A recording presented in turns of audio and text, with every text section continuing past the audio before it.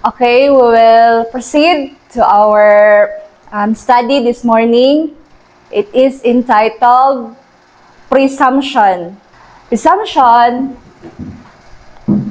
in the Merriam Dictionary, an idea that is taken to be true and often used as the basis for other ideas, although it is known for certain. Number 2, behavioral perceived as arrogant, disrespectful, and transgressing the limits of what is permitted or appropriate. Presumption, in a biblical context, refers to the act of taking liberties or assuming a position or privilege without proper authority or warrant. It often involves overstepping boundaries, acting with unwarranted confidence, or making assumptions about God's will without seeking His guidance. Presumption is considered a sin because it reflects a lack of humility and a disregard for God's sovereignty and wisdom. So, in Gospel Workers 260 paragraph 2, the faith and presumption is defined. True faith is in no sense allied to presumption. So faith and presumption could not be linked together. Only he who has the true faith is secure against presumption. For presumption is Satan's counterfeit of faith. Okay? And faith claims God's promises and brings forth fruit in obedience. So faith claims God's promises and it will bring the fruit of obedience. But presumption, no.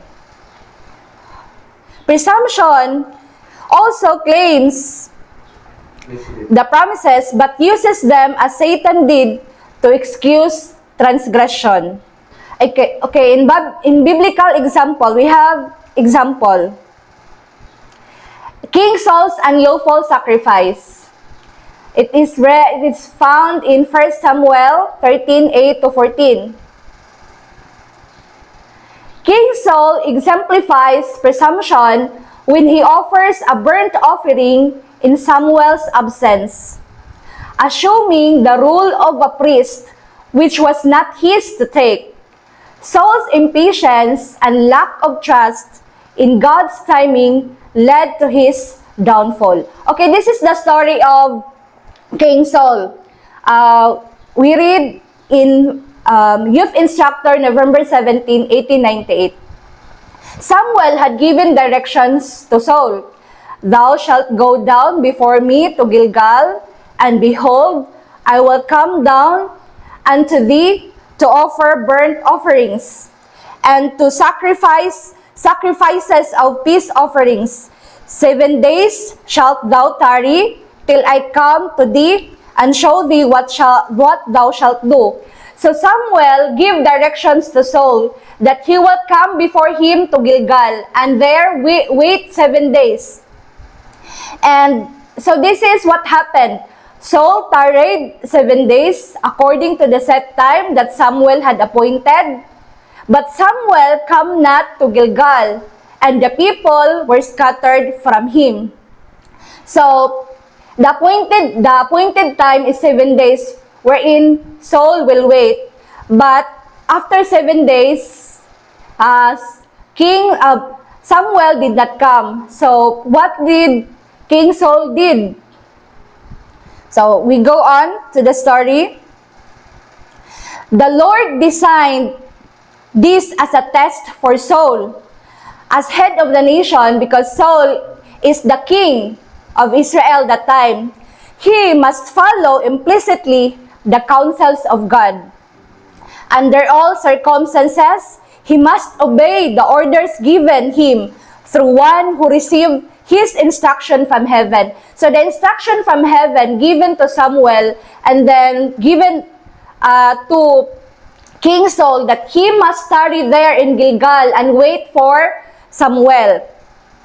But the situation happened that Samuel did not come at that appointed time. So, but appearances were discouraging, and Saul looked at these appearances instead of looking to God, trusting in Him and waiting for Samuel. He became impatient and took upon himself responsibilities which the Lord had not laid upon him. He attempted to do a work which he could not acceptably perform.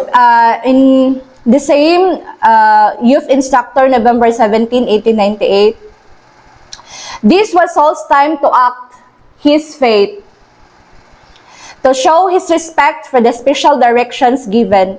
A few hours of waiting was the test that the Lord gave Saul. But Saul did not bow his knees and his heart before the Lord and trust in the God of Israel. He did not manifest the faith of Gideon and of the Hebrew generals whom God had appointed.